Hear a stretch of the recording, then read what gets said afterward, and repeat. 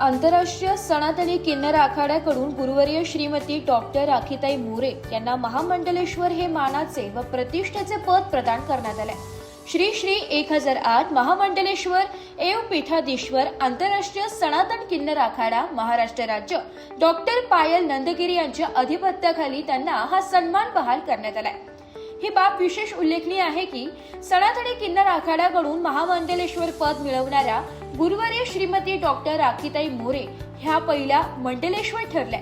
त्यांच्या या ऐतिहासिक निवडीमुळे धार्मिक, सामाजिक तसेच किन्नर समाजात आनंद व अभिमानाचे वातावरण आहे। गुरुवर्य श्रीमती डॉक्टर राखीताई मोरे या सम्यकधाम चॅरिटेबल ट्रस्टच्या संस्थापक अध्यक्ष असून ते गेल्या अनेक वर्षांपासून सामाजिक कार्यात अग्रेसर आहेत।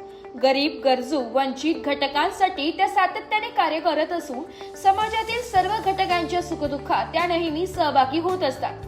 धार्मिक कार्यासोबतच समाजसेवा, मानवता, समता आणि बंधुतेचा संदेश देणाऱ्या डॉक्टर राखीताई मोरे यांचे कार्य प्रेरणादायी आहे।